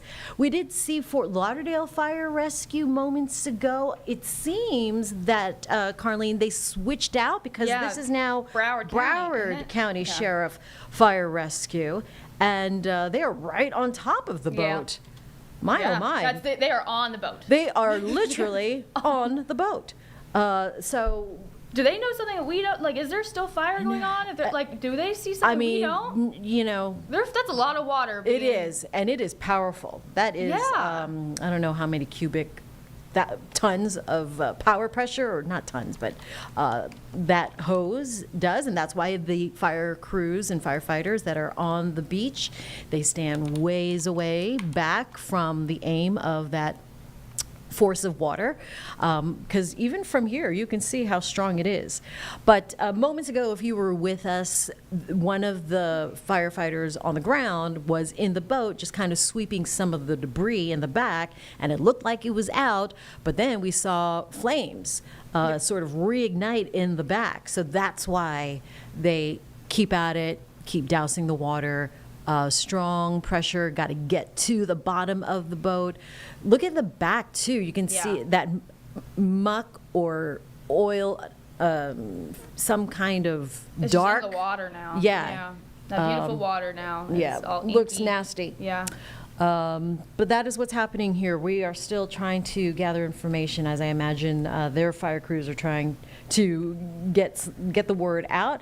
And our media partner at NBC6 there in South Florida also trying to get some information. Details, right? Yeah. But this is 2 days after another boat caught fire, also in Fort Lauderdale. It happened on Memorial Day evening, around Monday night, where nearly a dozen people were on the boat and injured to varying degrees.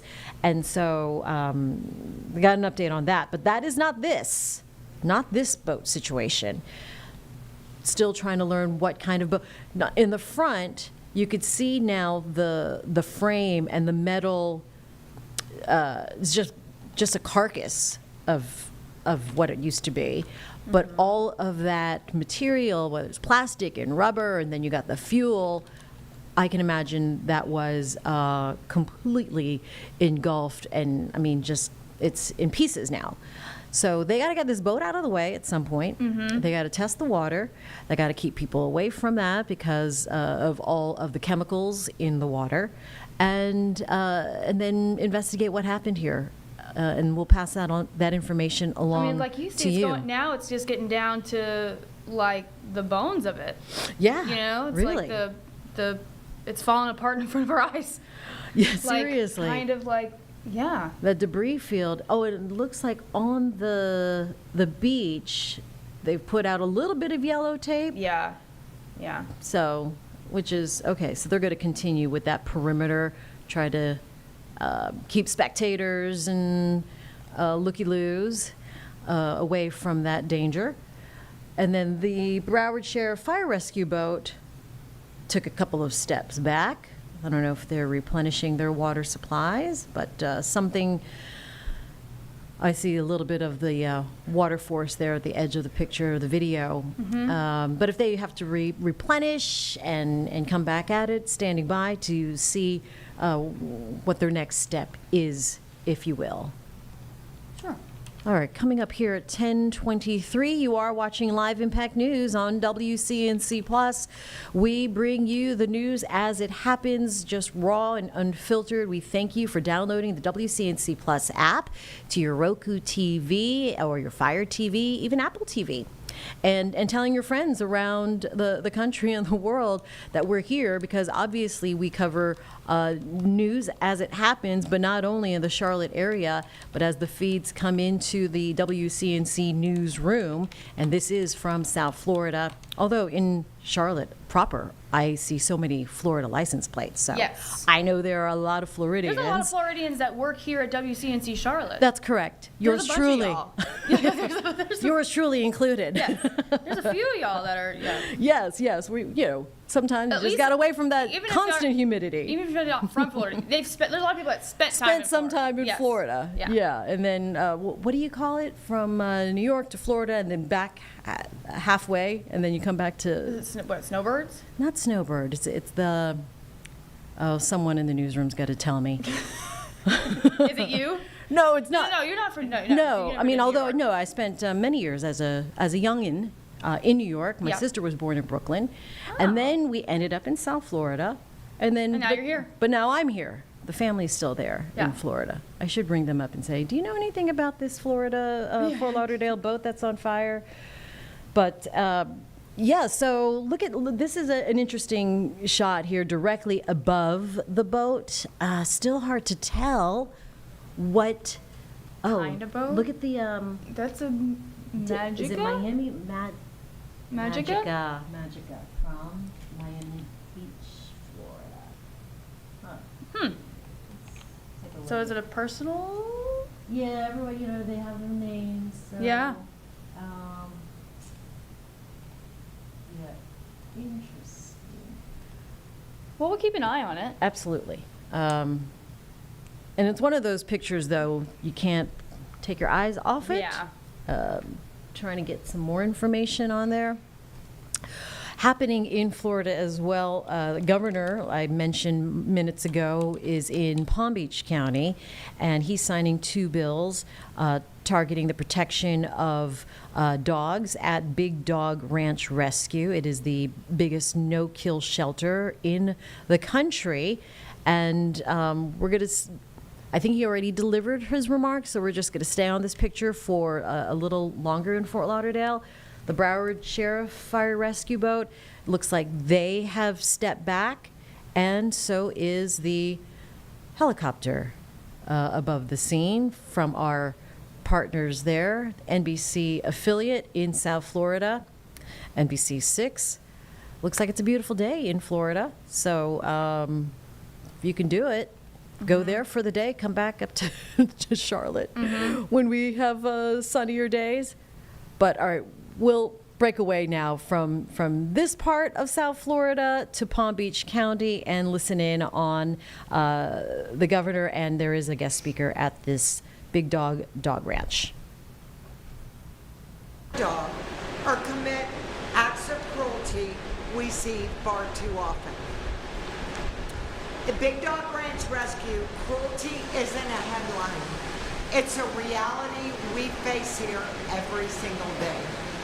Dogs like our BB, who is nearly starved to death, skin and bones, abandoned, abused, and left to die. We have dogs full of buckshot and ribs broken by hands of monsters. We have dogs that have been deliberately burned, where it takes months of painful wound care for them to recover.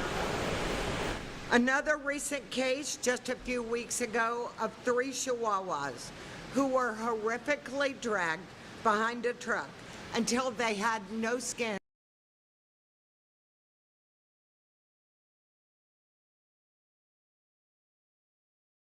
So many are severely neglected that their spirit is gone by the time they arrive to us.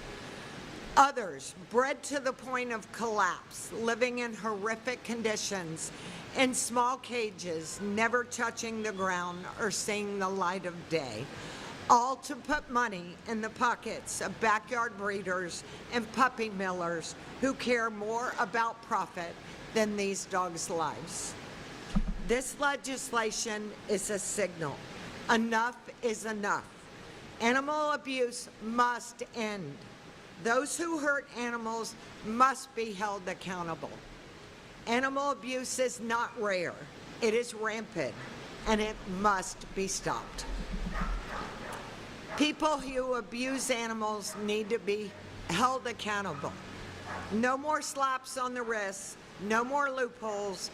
You abuse an animal, you face real consequences, period.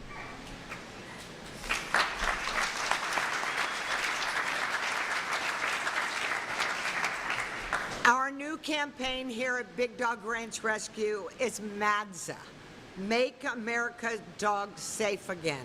You all have hats underneath your chairs or in your chairs. Please wear them proudly and spread the message. We're targeting the bad actors, backyard breeders, and puppy mills that profit from cruel and inhumane breeding practices. Please spread the word. This is what we'll be up to the legislator for next year, trying to put an end to. So Big Dog Ranch Rescue has saved nearly 80,000 lives since opening in 2008. We wouldn't need to do this if bad humans had not failed them. We currently care for over 1,800 dogs and puppies between our 3 campuses. At least 30% of these dogs are victims of abuse or neglect. There are far more cruel people out there than we'd like to believe. But these dogs are more than numbers. Each one has a name. Each one has a story, and each one deserves the chance to live with dignity and to be loved. We believe that signing of these bills are just the beginning. We can end the cycle of cruelty through education, sterilization, and legislation. Together, we can build a future where no dog is left behind. We are proud of this moment, but make no mistake, we're just getting started.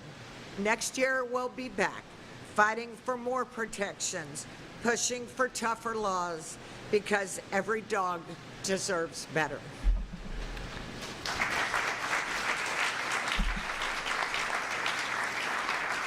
To everyone who helped bring this bill to life, thank you. Thank you for caring. The dogs may not be able to speak, but today, your actions spoke volumes for the dogs. Thank you again, Governor DeSantis, not only for signing these critical bills into law and being a strong voice for the dogs, but for giving one of our own, Libby, a puppy mill survivor, the loving home she deserves.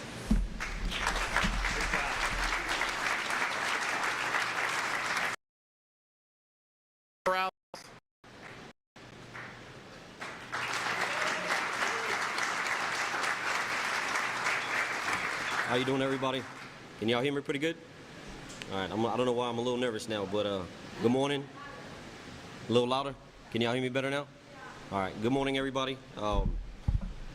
So just to give y'all a little synopsis of my encounter with Trooper, on that day, on that morning, it appeared to be less traffic due to the prior days of evacuations.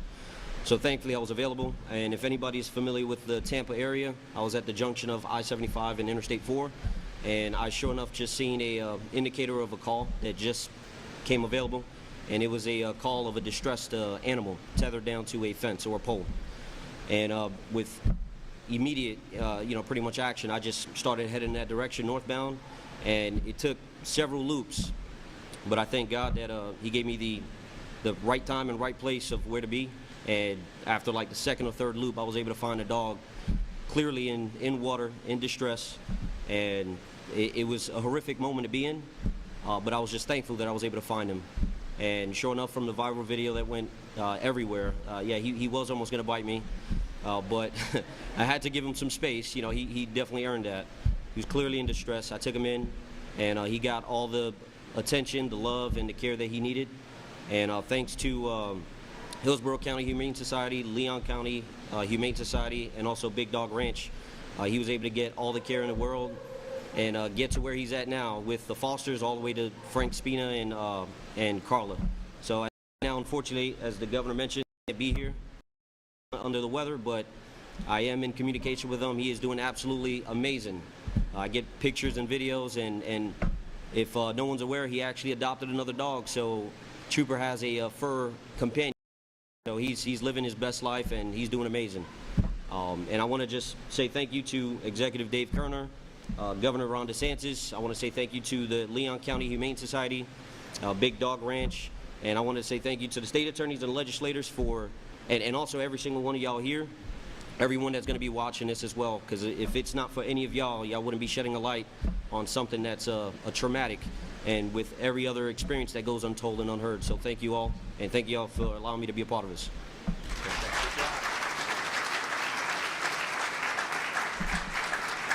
Okay, and then our last speaker is Debbie Dorino.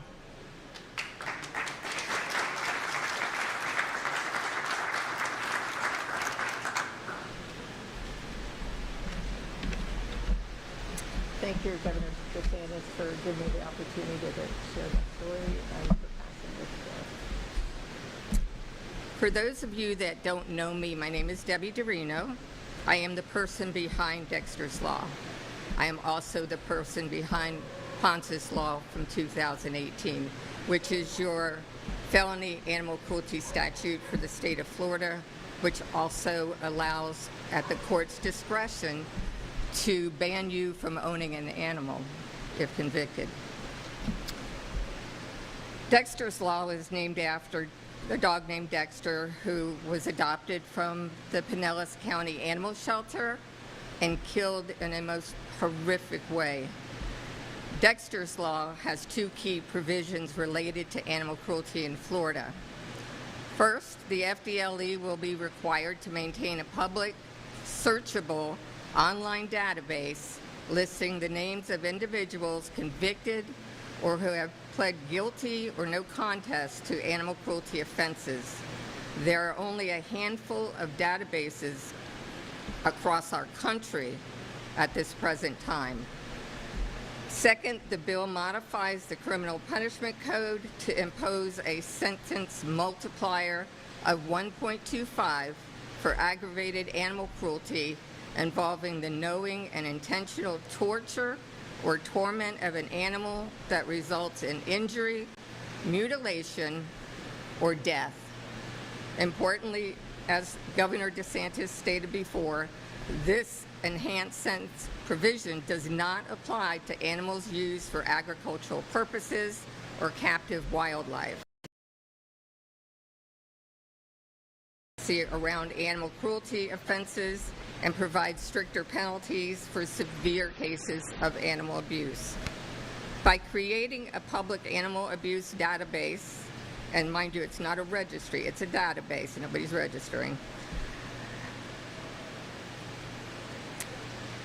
and implementing more significant legal consequences, Dexter's Law seeks to deter animal cruelty and hold offenders more accountable for their actions. Dexter's Law helps push Florida to the forefront in the fight against animal cruelty. I'd like to thank Representative Linda Cheney and Senator Tom Leek for sponsoring Dexter's Law. They were not able to be here today. And a special thank you to my friend Meg Weinberger, Representative Weinberger, also for helping to sponsor this bill. I would like to thank you, Governor DeSantis, again for signing Dexter's Law due to our animal.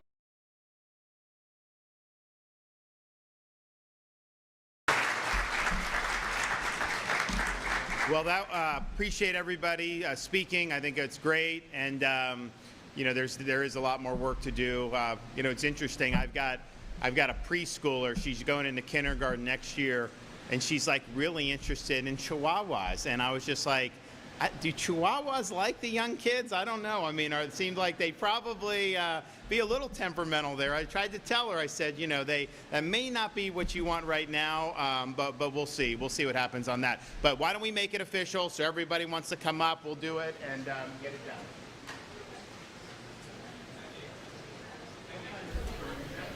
All right, you've been watching live. Governor DeSantis of Florida signing a couple of bills protecting animals, and he's at the Big Dog Ranch Rescue, the largest no-kill rescue in the country. While we're on Florida news, we finally got an update on the boat that was charred off Fort Lauderdale Beach. The live shot is gone because that helicopter left with NBC in Miami. But according to the Miami Herald, they learned from Fire Rescue, Fort Lauderdale Fire Rescue, that a boat did explode, a 30-foot boat with one person on board, and that person was able to swim to shore, taken to the hospital with some burn injuries. The extent we're still waiting to learn about, but the fire is out, and this is the second boat explosion in Fort Lauderdale in 2 days. There was another incident on Monday night, on Memorial Day evening nearby, also near Fort Lauderdale Beach, where at least nearly a dozen people or so were hurt, including children. But things going on there in Florida. We are monitoring the situation. Oh, well, I just want to show you this live picture there with a little puppy. That is adorable. We apologize, the shot's blurry, but yeah, we can assure you it's a cute puppy. That is their feed, right? Yes. So he is signing a couple of bills. Let me get you caught up here while you're looking on at live here on Live Impact News. The largest no-kill rescue at Big Dog Ranch. And the governor there signing two bills focused on animal rights. They will be coined Dexter's Law and Trooper's Law. So folks are happy there. Obviously, a lot of people smiling. We are also going to turn now to another ceremony happening in South Carolina. This is Governor McMaster. He is also signing a couple of bills this morning, joined by members of the General Assembly and business community. There's a ceremonial bill signing of H 3430, tort reform and liquor liability. Let's go ahead and listen in. I know he's still doing the meet and greet, but let's see if we can. I did read up a little bit on the reform, just to give a quick kind of thank you one-liner. It provides that licensees who sell liquor by the drink may not knowingly sell to intoxicated persons. Okay. Yes. All right. Let's go ahead and listen in. Governor McMaster in Columbia, South Carolina. This is another big day for South Carolina. As you know, last time we were assembled here back in March 5th. And many of us, everyone who spoke at that time said that there were a lot of disagreements, there are a lot of things that needed to be done with joint and several liability, especially as it relates to alcohol. But we were confident we could get it done. We had to get it done because business, and ours is a business state, South Carolina's business is business, requires certainty. And it also requires fairness and justice. It requires that one person is not blamed for what somebody else did, but it requires people that have caused pain, suffering, damage, or loss must be held accountable. Anyone who had a point of view on any of those points related in the law on responsibility and joint and several liability had their point of view heard during the debates that went on in this building, in the House and the Senate. There's not a single point that wasn't thoroughly debated. And I think we all believe, that what we have produced in those debates is a big step forward. It's good. Can it be made better? Yes. Will all of these provisions work as intended? We hope so. We believe they will. But we can always improve. The laws, as you know, they're not static. As situations change, as the economy changes, the laws sometimes must change to address those things. But this document, this new law, is a major step forward for business and for the people of South Carolina. So you will notice as you read it, the common sense solutions, you'll notice where the determination is to be sure that South Carolina's laws are correct and they produce a safe, competitive environment for people to live, work, and raise a family. So there's several of us who will speak to you today, and we'll start with the Speaker of the House, Merle Smith. Thank you, Governor. I appreciate you introducing me. And this is a momentous day for South Carolina, and it's an honor for me to be standing here. And I think all of you who watched this debate understand that this was a contentious debate. But when it mattered, we put all our issues aside and attacks and got the job done for the betterment of South Carolina. And I want to give credit to Governor McMaster, because Governor McMaster took up the mantle and has preached to us in the General Assembly that we have to work together in order to make South Carolina great. In order to do that, he's used what he calls the 3 C's, and I got to write them down because I can never remember them, but it's communication, collaboration, and cooperation. And I can tell you firsthand that the General Assembly have worked tirelessly on this issue, and we could not have been able to get this to the finish line without the continued collaboration. And I want to thank Governor McMaster for his leadership in calling upon us to make sure that we got the job done. And the one thing that sticks in my mind when you were here in March, Governor, is that you said we need a bill that protects South Carolina businesses, but also protects victims who rightfully are injured and should receive compensation. And I think we accomplished that there. I'm proud to lead the House over these past 2 years of trying to find common sense solutions to this issue, especially for our bars and restaurants, because they are the ones who paid the heavy price over the years of having to have the inequities that we are solving here today. So I believe today is going to be a great day for us, not only for us citizens of South Carolina, but for businesses and for those who use the court system. And I'm proud to be a part of this today. So with that, it's my pleasure to introduce the President of the Senate, Senator Alexander. Thank you, Mr. Speaker. Governor, it's a pleasure to be with you and the Lieutenant Governor. Thank you all for your leadership and involvement. And it is a good day for us here in South Carolina to be celebrating and recognizing the work that went into getting this tort reform to where it is today. And it is about the businesses of South Carolina and making sure that the victims are protected. But it's been a long time getting here, not just this year, but over several years of trying to get us to this point. And it's important that we've put forth the effort. And you know, it's one of those things, especially for the restaurants, small businesses, as a small business owner myself, and the restaurants and the bars and the other businesses, it's important for us to have not only that climate of a business-friendly climate, but make sure our actions also address that.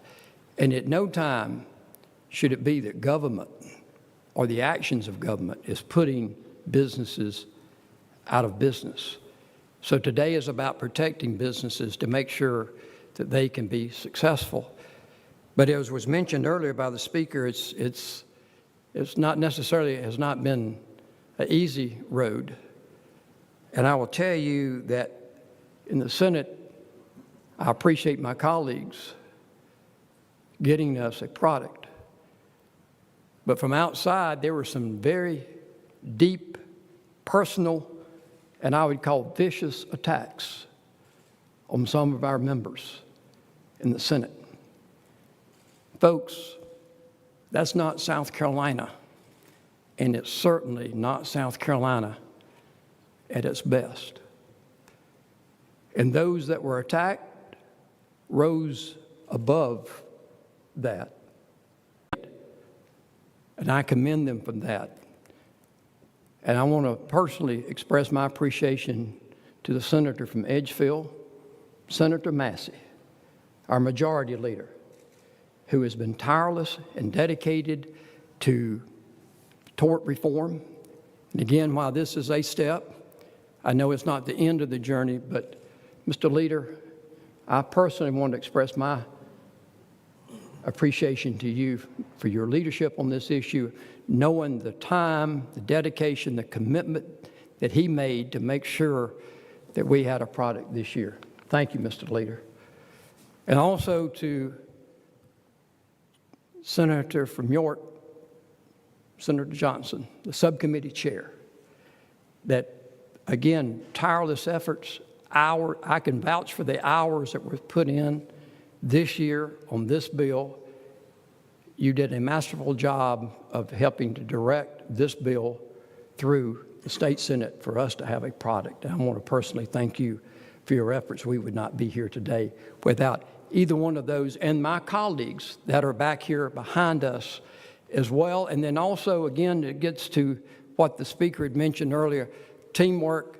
And Mr. Governor, Team South Carolina, could we say that? By us working together, Chairman Newton, Chairman Jordan, and others, so we can move South Carolina forward to the best of our ability by ensuring that we have that climate here in South Carolina that's better for South Carolina. Again, it's not a perfect bill. We got work to do, but we can celebrate today to make sure that we move South Carolina and our businesses forward. It is a right direction, in the right direction for fairness in South Carolina. And I'm proud, as the President of the Senate, not only to lead the Senate and my colleagues are behind us, but for us to have the opportunity to be here and recognized today. At this time, it's my great honor and privilege to bring to the podium, again, an individual that I spoke of just a minute ago, who I really appreciate not only his work on this efforts, but so many different things. The majority leader for the Senate of South Carolina, the senator from Edgefield, Senator Shane Massey. Senator.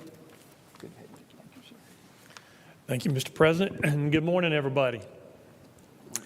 You know, progress on important policy matters is often frustratingly slow and incremental.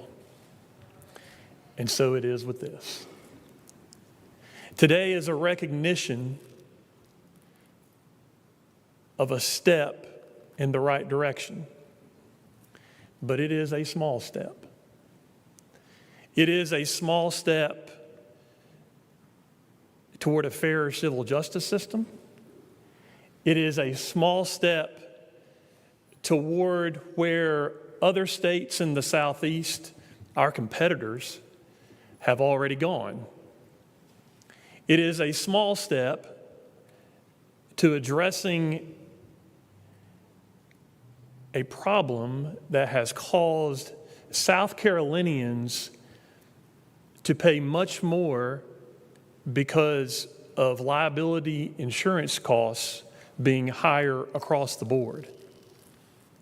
It's a small step, but it's a step in the right direction. And we have to acknowledge that even that small step would not have happened but for many of the people who are here today, and I thank them for that. I agree with the speaker and the president. There were a number of people involved in this effort. It would not have happened without that. The governor's support was instrumental. And if it had not been for him being willing to come out and take the steps and to be in front of everybody on this issue, it wouldn't have happened. But it is a small step. And my hope is that this small step is not the only step. That we use this small step to generate momentum for meaningful change that will then allow us to celebrate something that really matters. Thank you all very much.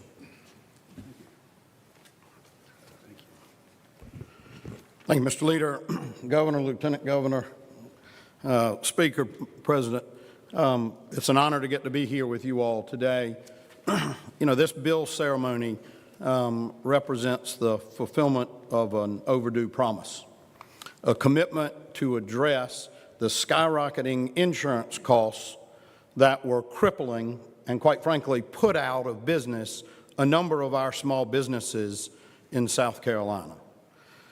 At Easter, I did not think that we would be here today because of the different approaches that had been taken by the House and the Senate in addressing this issue and the broader topic that Senator Massey mentioned. And I appreciate the hard work of the Judiciary Committee and Chairman Jordan, who's Vice Chairman of our Judiciary Committee, because quite frankly, between Easter and the time that we got the bill amended on the House floor and passed, Mr. Jordan and I were on the phone with Mr. Johnson and Mr. Massey virtually every day, if not multiple times a day, making sure that we were fulfilling the commitment that we made when the House passed the liquor liability bill unanimously at early March, that we were not going to let our bars and restaurants and hospitality venues suffer in South Carolina any longer. I'm proud of this effort that we have. I'm proud of the bill signing ceremony today. I think not only will this address the skyrocketing insurance issues for those folks that are in such desperate need of help, but it also brings fairness to our judicial system as it relates to joint and several liability, specifically with regard to liquor, but it also promotes public safety in that now all of our bars and restaurants will be required to have the server training that we were unsuccessful in getting past a few years ago. So it's a privilege for me to stand before you here today. There is obviously more to be done, and there will be more to be done. But for today, I think this is an absolutely great step forward. Appreciate everybody's involvement and the leadership of the Speaker and the Judiciary Committee. Again, it's been suggested that there was no debate at the end of the language that ended up in the bill, and quite the contrary. The Judiciary Committee held a couple of long sessions in the 2 days prior to us leaving to go over this language, albeit identified with a different legislation. And with that, I've just again, thanks for being here. Appreciate the effort of all involved. And it's my pleasure to introduce Senator Johnson. Good morning. 2 to 3 years ago, our bars and restaurants, hospitality industry, started telling us they were under attack. They were under attack by insurance rates out of control. And that was a direct result of there just weren't carriers willing to write insurance in South Carolina anymore. It had gotten out of control, and the problem was going to drive this entire industry into the ground. This bill is a step forward in fixing that problem. This is good for South Carolina. This is good for our hospitality industry. You know, Ronald Reagan, and I'm going to paraphrase it, once said, give me 80% of what I want, I'll come back and get the 20% later. Well, I think that's what you're seeing here today. We've gotten 80% of what we want, but we are going to need to come back for the other 20%. And that is going to be important to South Carolina. I would be remiss if I stepped off of this podium without thanking the Majority Leader, the President, the Speaker, Chairman Newton, and the Chairman of Judiciary, Senator Rankin, for allowing me to serve as the subcommittee chair. Lastly, Governor, I want to ask you, folks, this is a huge bill. This does a lot of things. This is going to take, hopefully by strengthening our law, we're going to take bars and restaurants, we're going to serve alcohol more responsibly. We have a duty, though, to take drunk drivers off the road. This legislature must act to strengthen our DUI laws. This alone will not fix our problem. We lead the country in DUI deaths. We have to get the drunks off the roads. That will make the insurance for our bars and restaurants and our hospitality industry get better. And I would hope that that is going to be something that we address day one when we come back in January. I'm now going to introduce Sarah Hazard with the Manufacturers Association. Thank you. My name is Sarah Hazard, President and CEO of the South Carolina Manufacturers Alliance. I am proud to be here today with many friends and colleagues from the business community to mark a step forward, a step in the right direction, in what is a critical effort for shoring up the economic future of our state, reforming the civil justice system and joint and several liability law to make the playing field more predictable and fairer for families, consumers, and job creators alike. Throughout this session, including the day that we stood together in this lobby with hundreds of stakeholders and employees from every corner of South Carolina, we have said that the legal system in our state should reflect our values of goodness and fairness and lay a reliable foundation for economic development. Throughout the session, we remained focused and consistent. Businesses exposed to excessive liability face higher costs